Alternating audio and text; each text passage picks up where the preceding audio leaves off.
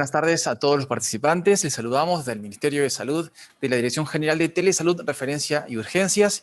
Bienvenidos a una nueva sesión de Salud Ocular en Línea. Hoy les ofrecemos una sesión de Tele-IEC dirigida a toda la población. El tema es cómo leer tu receta de medida de vista. Estará a cargo del magíster tecnólogo médico optómetra Omar Chigne Moscoso, del Instituto Nacional de Oftalmología, INO. Quisiéramos recordarles que pueden enviar sus preguntas a través del chat. Magíster Carlos Omar Chigne Moscoso, es un gran honor tenerlo con nosotros. Bienvenido. Adelante. Buenas tardes con todos allí al otro lado de la pantalla. Es para mí un enorme placer poder volver a contar con la oportunidad de desarrollar algunos temas en beneficio de la población. El tema a tratar el día de hoy es cómo leer tu receta de medida de vista, ¿no? Muchas veces nosotros tenemos acceso a un pedazo de papelito, a una hojita en la cual nosotros vemos todos unos datos, una serie de números que muchas veces nos es confuso, ¿no? Podemos increíblemente pues tratar de interpretar esos datos y tenemos muy valiosa información, obviamente, que nosotros podemos posteriormente valorar, ¿no? Una vez que yo tenga ese documento, cuando ya me han hecho el procedimiento de la medida del examen de medida de vista, o como nosotros le denominamos un examen de refracción, la siguiente pregunta es, ¿y ahora qué hago? ¿Qué es lo que tengo que hacer? ¿No? ¿Proceder a adquirir los lentes? ¿O cuánto tiempo de vigencia tiene esta receta? ¿Qué es lo que debo hacer yo con este documento? Entonces, lo que yo les voy a ofrecer el día de hoy es justamente darles una herramienta de ayuda para que ustedes puedan en sus casas, en su domicilio. Es más, los invito en este momento, es que si tienen ahí su receta guardada en la mesa, en el estante, los invito a que lo puedan traer y podamos desarrollar la práctica de esta sesión en vivo y en forma paralela. Pero antes de empezar a desmenuzar esto de lo que es la receta de la medida de los lentes, quiero presentar primero algunos cuadros que nosotros vamos a tener que familiarizar, ¿no? Que son los efectos refractivos. Para empezar, tenemos lo que es la hipermetropía, ¿ok? Es una condición en la cual las personas van a tender a ver los objetos a una distancia cercana borrosos, mientras que a una distancia lejana yo puedo observarlos con algún tipo de claridad, ¿no? Con bastante claridad. A ver, vamos a ver. Acá hay un video. Creo que no. Hiperopía o ver mal de cerca. Sucede cuando la distancia entre la córnea y la retina es muy corta. Aquí los rayos de luz se enfocan detrás de la retina en vez de hacerlo en ella. Los objetos distantes se ven, pero los objetos cercanos aparecen borrosos. Luego tenemos lo que es la miopía, que es una dificultad cuya característica más principal es que los pacientes o las personas que padecen de esta condición tienen una dificultad marcada para poder a distancia lejana, ¿no? Miopía. Con miopía, que es la alteración de la visión de lejos, se pueden ver claramente los objetos que están cerca, pero los que están lejos se ven borrosos. La miopía se produce cuando el ojo es más grande y presenta una mayor profundidad que un ojo normal. Como el ojo es más largo de lo normal, la luz que se enfoca en el ojo se sitúa frente a la retina, en lugar de colocarse directamente sobre ella.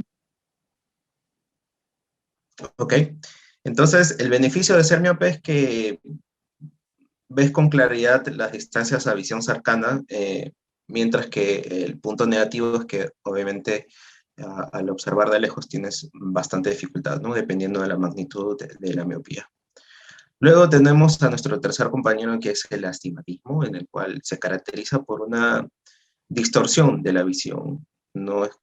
Muchos pacientes refieren que ven las letras como unas sombras, acompañadas de unas sombras, ¿no? Y muchas veces pueden confundir una F con una P, ¿no? Una C con una O, dependiendo del tamaño de las letras o la distancia de los objetos o de las personas a quien yo estoy tratando de enfocar, ¿no?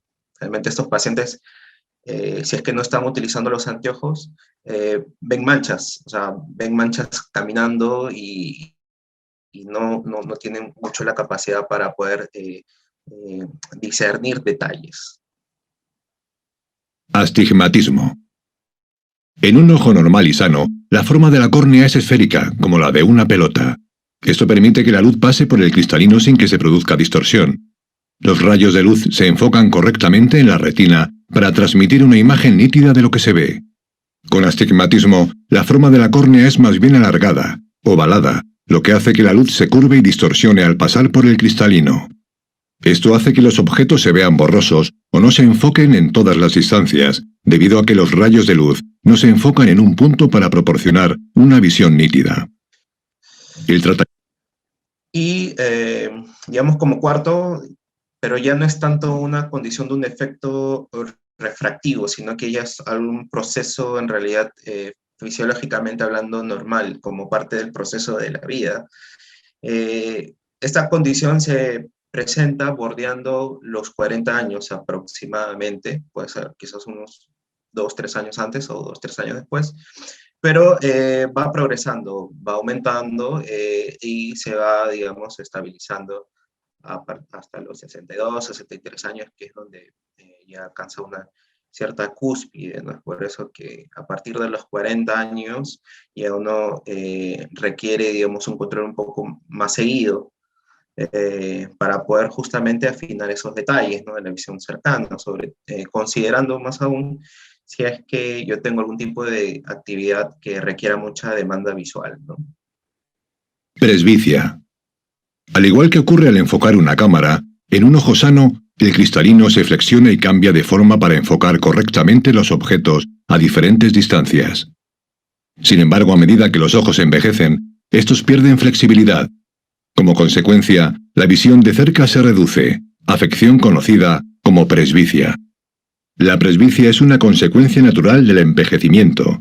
Los pacientes que se han sometido anteriormente a un tratamiento de láser deben saber que no es que los efectos del tratamiento estén desapareciendo, sino que el cristalino ya no les permite ver las imágenes de cerca de la misma manera que antes. Esta es una condición muy particular porque en realidad nosotros, como hemos visto en el video, dentro de la bóveda del ojo hay un pequeño lente que nosotros le llamamos cristalino. Tiene esa particularidad, como el nombre lo denomina, es un lente similar, digamos, a una lenteja, y que a nosotros nos permite la facilidad de poder enfocar simultáneamente tanto objetos a una distancia lejana, a distancia intermedia, una distancia cercana, ¿no? Pero ya digamos a un determinado rango de edad, ya esa capacidad, esa flexibilidad que tiene este lente de cristalino se va perdiendo, ¿no? Se va perdiendo, va disminuyendo y eso hace que tenga yo dificultad para poder enfocar a una distancia cercana. Lo más característico de esta condición es que yo tiendo a alejar el texto. Todo lo que estoy observando de cerca tiendo a alejarlo para tratar de enfocarlo. Pero va a haber un momento indeterminado que ya no me va a alcanzar el brazo para poder enfocar. Entonces tengo que utilizar los anteojos, ¿no? Y muchas veces me preguntan, ¿esto se va a controlar? Si utilizo los anteojos va a desaparecer, ¿esto es algo extremo, es algo muy severo? No, no tanto en realidad. Siempre trato de llamar a la calma y explicar a las personas que tienen este tipo de dudas, es que es un proceso fisiológico normal, ¿no? Es algo que va a ir aumentando, que a pesar de que esté utilizando los anteojos, esto va a tener una mayor cantidad de la prescripción más que todo de cerca, ¿no? Ok, entonces, habiendo tenido estos lineamientos previos de las condiciones como miopía, hipermetropía, astigmatismo y presbicia, vamos al meollo del asunto, lo que es la estructura de una receta, ¿ok?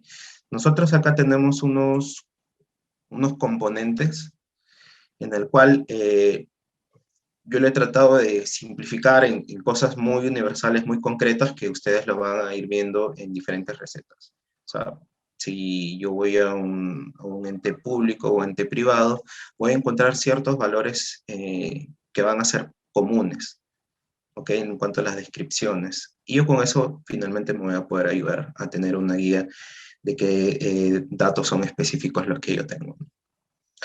Para empezar, una receta muchas veces hace énfasis en esto, ¿no? Lo que es la visión, si es una prescripción para una distancia lejana o es una prescripción para un trabajo o actividad de cerca.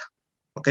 Ojo, eso es más que todo para personas que son presbitas, ¿no? Que tienen dificultad exclusivamente para poder ver de cerca, o si es que son antes de los 40 años, aquellas personas que han tenido algún tipo de intervención y que tengan una intervención quirúrgica y que tengan que emplear estos dos sistemas.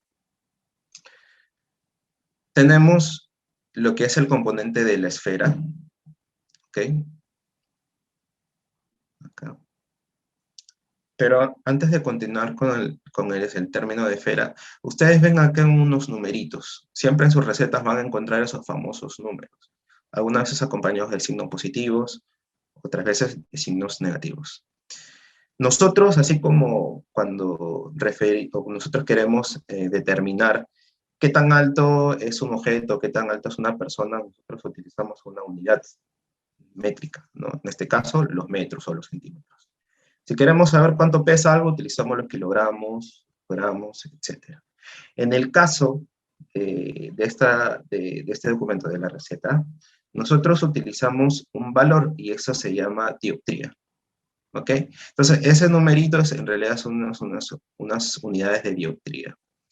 2 dioptrías, 1 dioptría, 1.50 dioptrías, etcétera, ya sea la cantidad que uno tenga en su receta. Y estas dioptrías van de pasos de 0 en 25, de 0 en 25, de 0 en 25. ¿Esto qué quiere decir?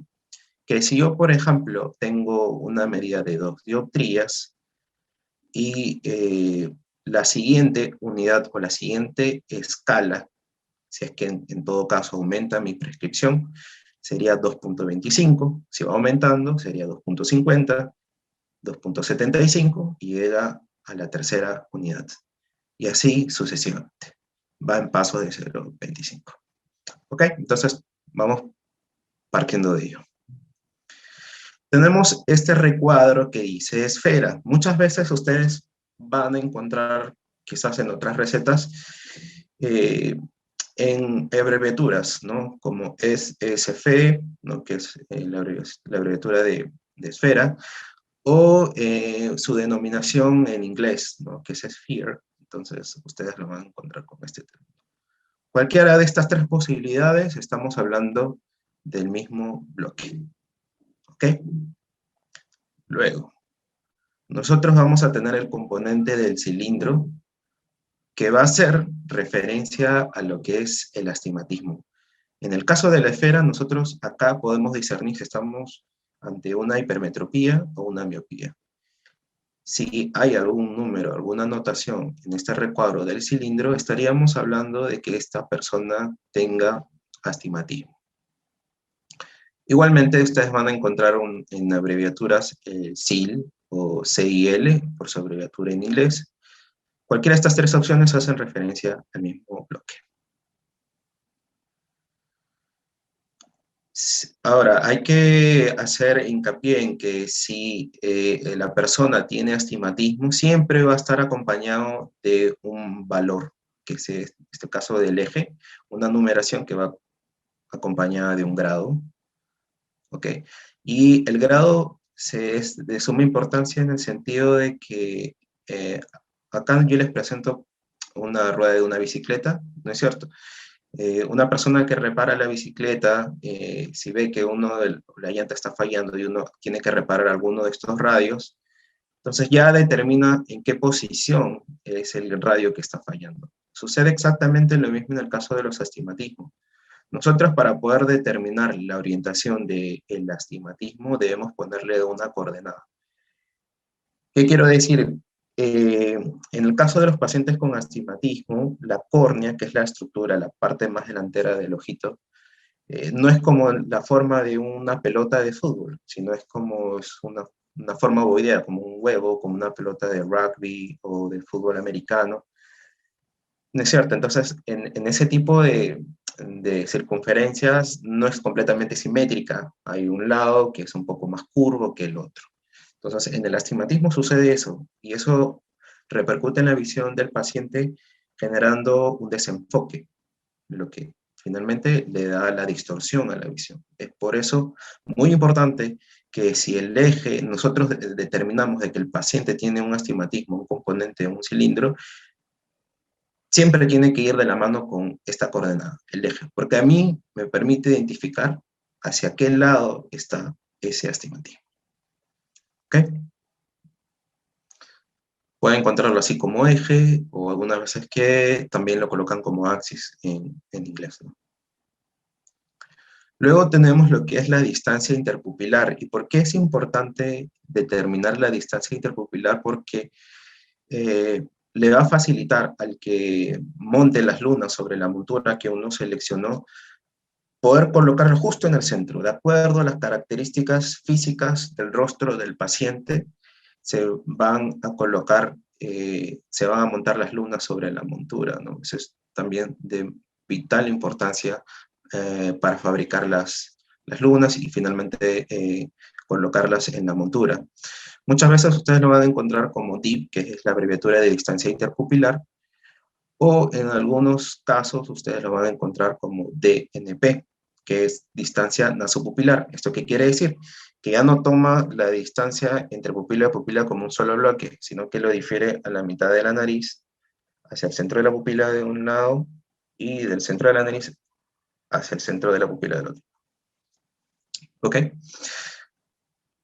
Acá les pongo una imagen que muchas veces al momento de la consulta y de la evaluación nos colocan, vemos que nos colocan como una especie de una regla. Me dicen, mira aquí, mira este ojo, o de repente mira la linterna, mira la luz.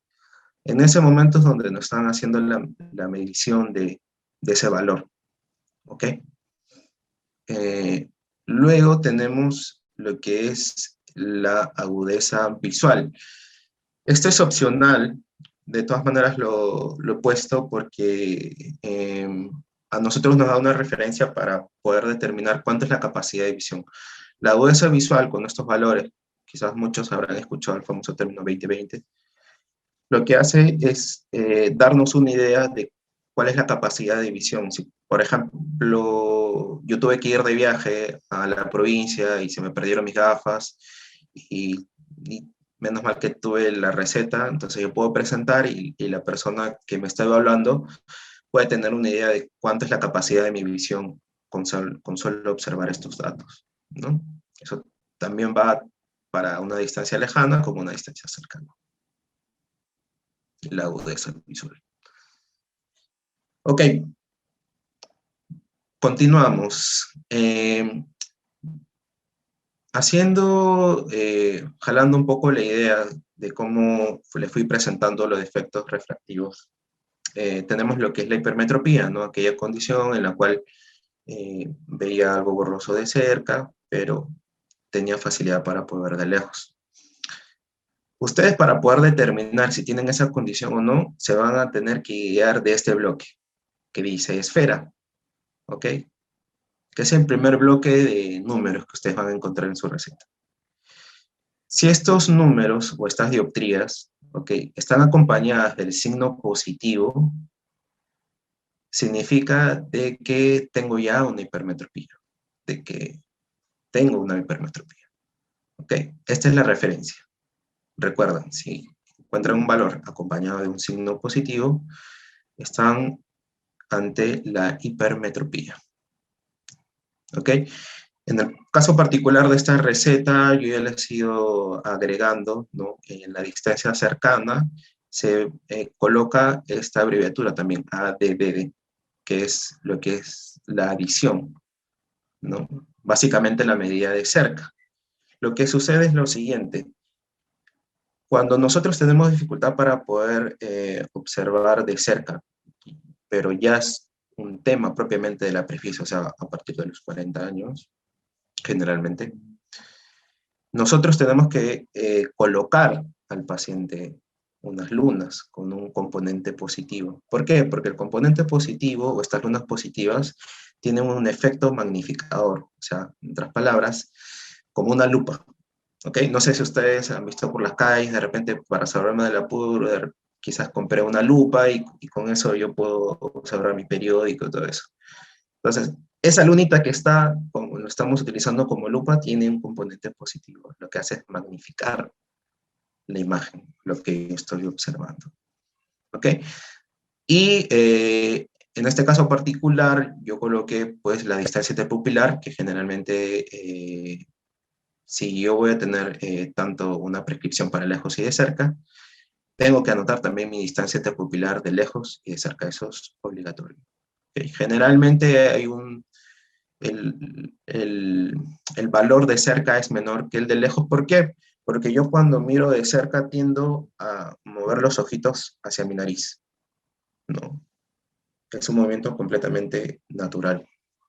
Entonces, al haber un movimiento hacia adentro, hacia la nariz, al enfocar a un objeto cercano, la distancia entre pupila y la pupila del otro ojo va disminuyendo. ¿Ok? Entonces, recordar, fijando en este bloque de la esfera, si tengo el valor positivo, ¿estamos ante qué? Ante una hipermetropía. Vamos con el segundo apartado, lo que es la miopía, la dificultad para poder ver de lejos. Lo veo claro de cerca, pero de lejos veo borroso. ¿Cómo yo me puedo guiar? Si es que igual, me voy a este bloque que dice esfera, si mi valor numérico está acompañado de un signo negativo, y acá lo estoy colocando, significa que estoy ante una miopía. Recordar, el bloque de esfera me sirve para determinar si estoy ante una hipermetropía o una miopía. ¿Ok? En este ejemplo sí he colocado el valor del astigmatismo, ¿no? Que ustedes acá ven cilindro. Cuando ven cilindro, o sea, el segundo dato numérico, estamos ante un astigmatismo. Y por consenso internacional, este valor está acompañado siempre, o mejor dicho, en la mayoría de los casos, con un valor negativo. ¿Ok? Hay unos especialistas que lo colocan con valor positivo, ¿ok? Ojo, no quiero decir de que eso esté mal, es también una forma válida de hacerlo, sino que ya en la actualidad hay un consenso, como le mencioné, y siempre va acompañado de un valor negativo. Si en todo caso tiene un valor positivo y ustedes quieran, digamos, por un tema de curiosidad, conocer o determinar qué es la condición que tienen, también pueden solicitar a su especialista que por favor, en todo caso, lo puedan colocar con este valor negativo, no habría ningún problema al respecto.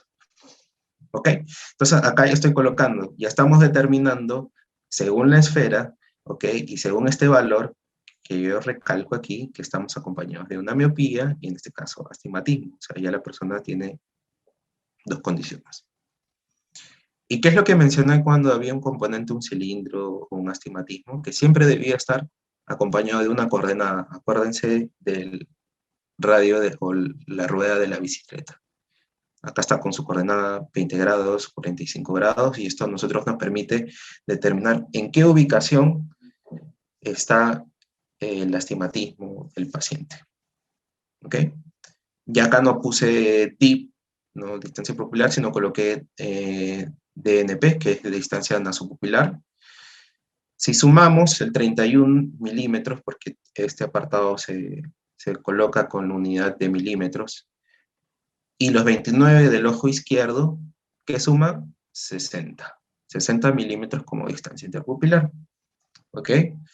Si lo encuentran así, también que es una posibilidad, muchos centros lo colocan de esta forma, no se vayan a sorprender, ya saben que se tiene que sumar estos valores para determinar mi distancia interpupilar, ¿no? Al momento, las personas que ya fabrican las lunas, esto ya obviamente lo conocen, ¿no?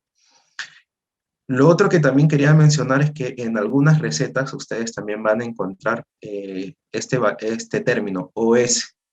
¿Ok? El OS no es igual, es el ojo izquierdo, pero acá hace referencia a ojo siniestro, ¿no? En el sistema anglosajón, o sea, en inglés, Usualmente lo hacen con estos dos términos, ¿no? OD y OS. Pero en español también el ojo derecho coincide, ¿no? Con la inscripción ojo derecho y ojo siniestro. ¿Ok? Estamos haciendo referencia, como les menciono, al ojo izquierdo. Y a diferencia de la primera receta, acá ya no he puesto adición, ¿ok? Sino que ya acá colocan la medida específica, ¿no? O sea, ya desagregada, que es también otra posibilidad. Hay algunos especialistas que también lo colocan de esta forma, ¿ok? Si, por ejemplo, yo tomo este valor de 5, que es negativo, y tengo este valor de 3, que también es negativo, ¿cuánto es la diferencia? 2, ¿ok? 2. Entonces, eso simboliza una adición de 2 del paciente. Y acá también está colocado de esa forma, ¿no? Como distancia nasopupilar también, y también.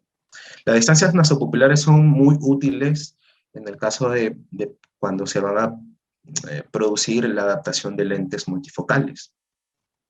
¿Ok? Es una herramienta de mucha ayuda ese dato. Luego tenemos lo que es el astigmatismo. ¿Ok? Acá puse otro ejemplo, ¿no? Tanto de lejos y cerca, ¿no? Ya ustedes ya se deben ubicar. Y acá ya no es distancia nasopupilar, sino distancia pupilar. Ya no son 4 valores, sino son simplemente 2 por cada apartado de lejos y de cerca. ¿Ok? El astigmatismo, recuerden, cada vez que yo encuentre un valor numérico en el cilindro, siempre debe estar acompañado de la coordenada del eje. Acá yo les he puesto una imagen que, para que ustedes tengan una idea un poco más concreta de lo que estoy hablando, ¿no?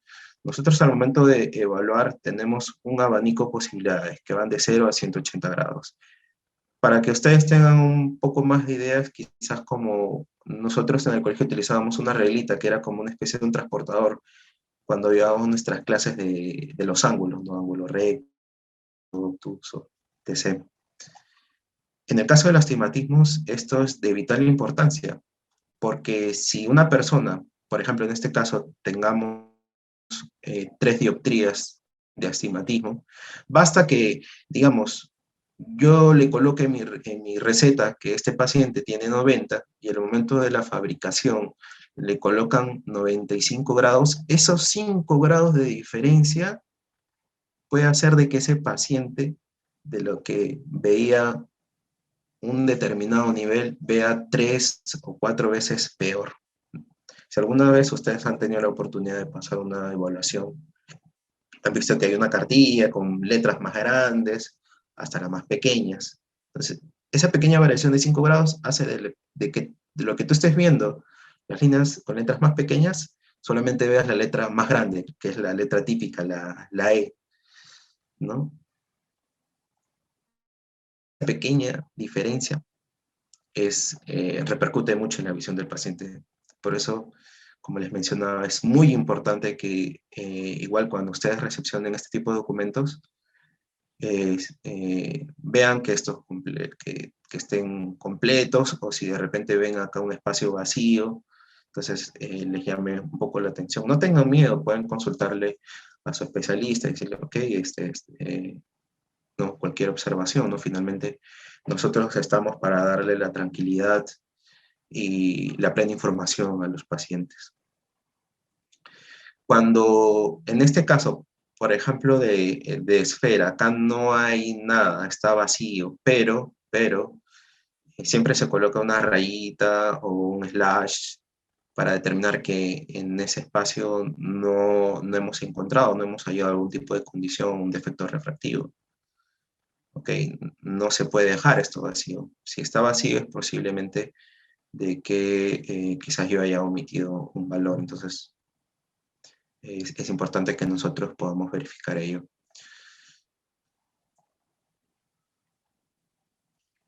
Y finalmente tenemos lo que es la presbicia, la dificultad que tenemos para poder observar exclusivamente de cerca, ¿no? Personas que ya están bordeando los 40 años o más y ya tengan ese tipo de limitación.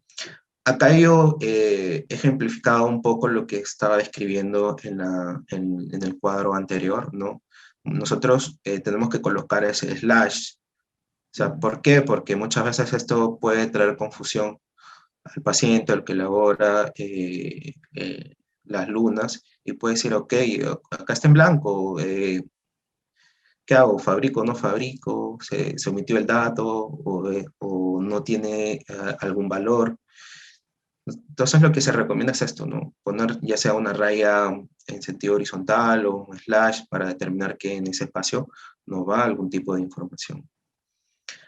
En este caso en particular, por ejemplo, nosotros vemos que el paciente, digamos,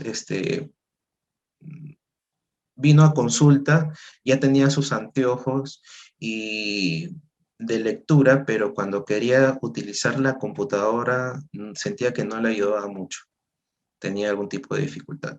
Y es que es algo muy cotidiano en la actualidad, personas trabajan con computadores, dispositivos que no están a 40 centímetros, que es digamos, lo convencional cuando yo leo un periódico, una revista, un documento, sino que muchas veces tienen que estar a partir de 50 centímetros para adelante, son 60 centímetros, 70 centímetros. En este caso particular, se prescribe, además de la visión de lejos y de cerca, un concepto que es la distancia intermedia, ¿no? Muchas veces yo puedo decir, ok, la persona que me esté evaluando, ¿sabe qué? Yo soy una persona que trabaja mucho con una computadora y la computadora está lejos, no está cerca. Entonces, necesito algo que me ayude porque mis anteojos de lectura no me están calzando muy bien. Y eso es una información de mucha ayuda porque nosotros nos centramos finalmente en qué actividad más se desarrolla el paciente. Si soy una persona que trabajo mucho con manualidades, entonces voy a requerir bastante lo que es la demanda visual cercana, o sea, a 40 centímetros, y es más, ¿no? Pero si soy una persona que la mayor parte del día trabaja en una computadora que está lejos, entonces eh, tengo que hacer hincapié en este apartado de la visión intermedia. Acá yo les presento unas recetas, ¿no? Para que ustedes puedan evidenciar lo que yo estaba comentando, ¿no? Acá yo les estoy mostrando una receta en español, una receta en inglés, y una receta que, aunque parezca mentira, me pude conseguir, que está en japonés, ¿ok? Si ustedes se dan cuenta, lo que justamente los estaba mencionando, estos tres bloques o estos tres apartados son universales, y eso es lo que yo me refería con la similitud.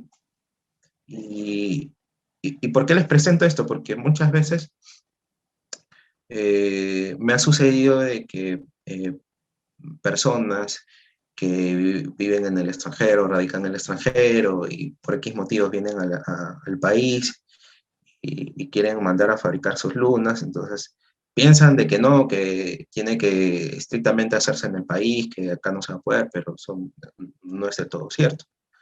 Estos valores, nosotros al poder visualizar, podemos identificar y poder mandar a fabricar en cualquier parte del mundo. Así, digamos, yo por X motivos tengo que viajar al Asia y tengo mi receta, entonces yo puedo presentar esto a mi especialista y el especialista va a identificar con absoluta facilidad los parámetros que se tienen que colocar para mandar a fabricar las lunas. ¿Ok? Como ven, acá está el valor de la esfera, lo que me permite determinar si es miopía o hipermetropía. Y acá en esta recetita también está este bloque. ¿Ok? Si se dan cuenta, en este caso está acompañado de la letra D, que la letra D, ¿qué significaba? Dioptrías. Luego tenemos lo que es el cilindro, para ver si el paciente tiene astigmatismo o no. ¿Ok?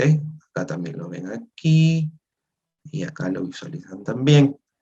Si es que tiene el componente del cilindro o el astigmatismo, va acompañado del eje, ¿no? Que es muy importante. Acá también lo están visualizando, acá también lo están visualizando. Salvo los casos que no haya, ¿no? Acá le han puesto 0, acá le han puesto también 0, que no tiene, ¿no? Y el eje La adición, en este caso el paciente no necesitaba, en este caso acá sí le están colocando la adición. Y esto es lo que se sugiere, ¿no? La raya, todo eso para nosotros poder determinar que no se han omitido los datos, ¿no? Lo que hacía hincapié justamente en eso. Acá les presento una receta de nuestro instituto, el Instituto Nacional de Oftalmología, ¿no? Como ustedes verán, acá están algunos datos muy importantes también, que son los datos del paciente, la fecha que ha sido la atención, lo que es la distancia de lejos, la distancia de cerca, la esfera, ¿ok? ¿No?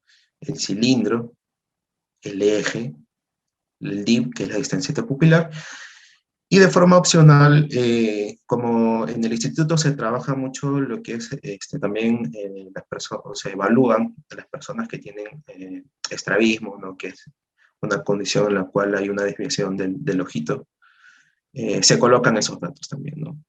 Pero eso es, digamos, opcional y de acuerdo al nivel o la complejidad del centro de atención. Adicionando este bloque de información de la prescripción de la medida de las lunas, la receta también presenta este apartado de diagnóstico. Nosotros acá generalmente le ponemos un X para que el paciente sea un poco más amigable, ¿no? El paciente ya sepa, ok, ya, yo sé que tengo astigmatismo, miopía o perfis. Además de ello, en la receta también se incorpora algunas recomendaciones para la fabricación de la luna, ¿no? Si va a ser en cristal o en vidrio, que le decimos no blanco, grey, fotografado. Si es que se va a mandar a hacer en resina, no con trasillo, protección UV, Photomatic, policarbonato, si va a ser material que acabamos, nosotros recomendamos. Si es que se le sugiere al paciente algún tipo de proceso especial, ¿no? Duracuar, que es la resistencia al rayado, a un proceso de endurecimiento. Si tiene que ir antirreflex, nosotros marcamos ahí. Adicionales a ello, ¿no? Si la luna es muy gruesa, en medidas positivas, ¿no? Una hipermetropía, entonces nosotros hacemos reducción de diámetro, le sugerimos eso. Si la luna es en medidas negativas, si es muy alta, estamos hablando de 8, 9, ¿no? A partir de 5, por ahí, para que no salga muy gruesa, entonces nosotros sugerimos alto índice. Pero en realidad es una gama muy variada de opciones. Acá han tratado de colocar, digamos, las más frecuentes, ¿no? Y ya quizás hay información adicional, se anota también en la receta para que el paciente tenga referencia, ¿no? Porque no es que digamos, ok, usted tiene que mandarse a hacer su antirreflex, su transition y todo eso, y queden suelto en el aire, ¿no? Lo ideal es que se tenga que anotar para que el paciente cuente con esa indicación anotada en ese documento y al momento de la fabricación, luego cerciore que se está haciendo con las recomendaciones que le ha hecho el especialista, ¿no? Entonces, acompañado del sello, en este caso el especialista que está realizando la evaluación. Ya para ir culminando esta presentación, algunas recomendaciones que yo particularmente quiero compartir con ustedes, ¿no? La primera, tener una evaluación anual con su especialista. Esto es muy importante, ya que justamente en estas evaluaciones nosotros podemos, como cualquier otra área de las ciencias de la salud, poder tener una atención o una detección oportuna de cierta condición. Quiero hacer énfasis, no siempre tengo que hacerme una medida de vista o la solución a mi problema sea con una medida de vista. Muchas veces podemos nosotros requerir alguna atención especializada y nosotros podemos hacer una derivación oportuna, ¿no? Una referencia adecuada, una instrucción, una indicación que le permite al paciente pues, llegar en una forma oportuna a manejar su déficit o la incomodidad que pueda tener en el momento. Luego tenemos el derecho que tienen todos los pacientes a tener una información clara y que el paciente salga de su consulta con todas las recomendaciones correctamente incorporadas. ¿A qué quiero decir con esto? de que todo lo que nos, o al menos lo que nos haya comentado nuestro especialista, nosotros podamos identificar, podamos determinar, ¿no? Que cada una de las indicaciones que nos han dado debemos, en lo posible, de cumplirlas, ¿no? Porque por algo nos están evaluando, nos están haciendo sus sugerencias, y si yo quizás no entendí, no tengan miedo, consulten, digan, por favor, ¿me podría repetir lo que me mencionó o apuntarlo en mi receta, o apuntarlo ahí en este papelito, qué sé yo? Los invito a que puedan hacer eso, y es nuestro deber como especialistas de la salud o como profesionales el que el paciente salga tranquilo, con toda la información suficientemente clara y entendible. Tercero, las recetas de anteojos son, las recetas de los anteojos son universales, ¿no? Lo que quería demostrar con los ejemplos de las recetas de diferentes idiomas. No se preocupen, digamos, si por X motivos yo tuve que viajar, de repente alguien vino al país y se le extravió sus lunas y por ahí le facilitan su receta, eso usted tranquilamente puede ir a un centro y se puede mandar a fabricar las lunas, no es nada complejo. Ya hay ciertos valores, ciertos indicadores que se pueden identificar plenamente. Lo otro también es que en casos de personas que por primera vez utilicen anteojos, siempre hay que hacerle a la salvedad que un buen porcentaje de ellos al comienzo puedan tener algún tipo de sensación de mareo o que quizás se sientan que se mueve el piso. Eso es algo, digamos, esperable, que va a ir reduciendo conforme va pasando el tiempo. Sin embargo, si el problema persistiera o se hiciera más notorio, o de repente tendría yo mucho dolor de cabeza, así, en todo caso, lo ideal es que regresen al centro o con el profesional que los atendió para que pueda revisar si es que en todo caso los lentes están correctamente fabricados, o si es que hay que hacerle alguna variación, alguna observación en cuanto a la prescripción, ¿no?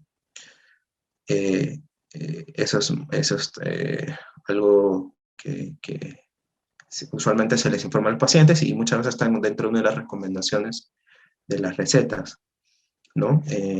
Lo otro también es de que personas que, por ejemplo, tienen años, sobre todo los que tienen el déficit de la visión cercana, en este caso la presbicia, y son personas que estaban utilizando bifocales, ¿no? Esas clásicas lunitas con una rayita en el medio, y quieren migrar a los multifocales. Buena parte de ellos tienen ese tipo de incomodidades, ¿no? Como que para bajar las escaleras sienten que están pisando en el vacío con los bifocales, entonces quieren migrar a los multifocales. Y muchas veces esa transición es un poquito quisquillosa, pero conforme va pasando el tiempo, el sistema, el ojo muy sabio, se va adaptando a ese cambio. Y último, no compartir las recetas. Me ha sucedido de que algunos pacientes decían, oye, hoy no estoy viendo bien, entonces le pedí a un familiar que casi es contemporáneo mío y como vi que me prestó por emergencia sus lentes y vi que estaba viendo bien, entonces me mandé a fabricar para librarme del momento de pasar una consulta, me mandé a fabricar mis anteojos con la receta de él. Hay que hacer hincapié en que las recetas son personales, porque es características particulares y propias de cada persona. ¿Ok? Entonces, es eso a lo mismo de que vaya y yo pues, pueda comprar ya lunas pregraduadas y comprarlas para que me salven del apuro y finalmente ya las tengo como mi día a día. No, eso también no es recomendable, no olvidarles que pase un chequeo por un profesional de la salud visual. Los invito a que puedan visitar a la página de Facebook del Instituto Nacional de Oftalmología, Dr. Francisco Contreras Campos. Al igual que este video, también encuentran muchos videos de información, todo obviamente relacionado al ojo, pero muy particulares, muy educativas, y que muchas veces nos puede ayudar quizás a aclarar el panorama. Así que los invito ahí, igual cualquier novedad en cuanto a los alcances del instituto salen publicadas en la página de Facebook del instituto. La salud es el regalo más grande, así que cuídenla y protejan. De verdad que en estos tiempos, mucho más aún, pues tenemos que colocarlo como una frase de cabecera. No se olviden a poner el hombro, respetar a los demás, cuidamos a los demás, cuidándonos nosotros mismos también. Muchas gracias. Muchísimas gracias. Felicitaciones, magíster, tecnólogo médico, optómetra Omar Chignia Moscoso, del Instituto Nacional de Oftalmología, por esta excelente presentación sobre cómo leer tu receta de medida de vista. Gracias a todos los participantes, también que han enviado también sus preguntas. Magíster, nos han preguntado cómo identificamos en nuestra receta si tenemos una medida muy alta o baja, tendiendo a la normalidad, dependiendo de nuestros diagnósticos. Sí, en realidad generalmente esto va asociado a los montos, a la cantidad, ¿no? Si estamos hablando de una unidad a 3, diríamos que pues, es relativamente bajo, mediano, pero si ya estamos hablando de una cantidad que supera las 5 dioptrías, 6 dioptrías, 8, porque hasta inclusive uno puede encontrar uno de 20, estaríamos hablando de un monto alto, ¿no? En todo caso, va variando un poco con respecto a la condición, ya sea miopía, astigmatismo, presbicia. Sin embargo, los invito a que esa consulta también lo puedan desarrollar en el momento de su consulta para que específicamente de acuerdo a su monto le den una referencia un poco más exacta. Nos preguntaban cuáles son las indicaciones que le tiene que dar el optómetra, quien le entrega la receta de medida de vista al paciente, al usuario, a la hora de que se vaya a hacer sus lentes. Sí, mire, lo que yo particularmente sugiero es de que al momento de que estén haciendo la evaluación, una vez que ya tienen los datos de la medida de vista, nosotros preguntemos a la persona a qué se dedica, qué es cuál es su mayor actividad durante el día. Entonces, esa es una idea que nos va a ayudar mucho para nosotros poder poner énfasis en cuanto a qué tipo de demanda visual tenga el paciente, si más de lejos, de cerca, intermedio. Porque, ¿a qué voy? Si, por ejemplo, si yo soy una persona que trabaja conduciendo, ¿no? Entonces yo requiero simultáneamente ver de lejos, ver el tacómetro, el velocímetro, ver el pedal, no sé, ver el cambio de las monedas. Es una visión más dinámica a una persona que quizás trabaja full día en el escritorio, ¿ok? Entonces, son otro tipo de demandas, y lo que también es de mucha ayuda es que el paciente sabe finalmente qué sistema se acomoda a él, qué tratamientos adicionales deben llevar las lunas, qué tipo de lunas, todo ese bloque. Es muy, muy importante que el paciente tenga conocimiento. Nos han preguntado con respecto al astigmatismo, nos preguntan qué tipo de luna es recomendado para mandar a hacerse los lentes en el astigmatismo. Sí, mira, muy buena pregunta. Lo que yo le sugeriría en todo caso, más que la luna quizás, es el tema de la selección de la montura, porque las tendencias van cambiando y muchas veces no son muy favorables para ciertas condiciones. Que en astigmatismos altos, que quizás sean mayores de 4, y yo quiera escoger un diseño de montura cuyo diámetro es amplio, que muchas veces va en moda retro, o como diseño de un felino, que es en tendencia, mientras más grande sea el diámetro de los aros de la montura, a los bordes se va a notar, digamos, un bloque considerable, se va a percibir el grosor en comparación al centro. Entonces, yo lo que les sugiero es de que también consideren, porque muchas veces nos centramos en la luna, pero también obviamos el tema de la montura. Entonces, tiene que ir de la mano, y eso obviamente con el acompañamiento, la guía del especialista, en este caso el optómetra, el cual estaba haciendo referencia, ¿no? Otra pregunta del chat dice, ¿qué características deben de tener una medida para personas con diabetes? Ya, eso también es muy interesante pregunta. En el caso de las personas que tienen diabetes, la medida en realidad no es que difiera de la convencional. Lo que sí difiere es la forma de cómo hacerle la valoración. ¿Y a qué me refiero con esto? De que si una persona tiene diabetes, sí o sí esa persona, al momento de hacerle la medida de vista, tiene que estar con un valor o un nivel de glucosa normal, o en su defecto el valor, digamos, en promedio en el cual va la persona. ¿Por qué? Porque si la persona al momento de realizarse la evaluación estaba con el azúcar, el nivel de la glucosa elevada, ¿ok? Y yo le hago el procedimiento, le determino cuánto es su nivel de la prescripción y todo eso, y se manda a hacer los anteojos con esa valoración de glucosa.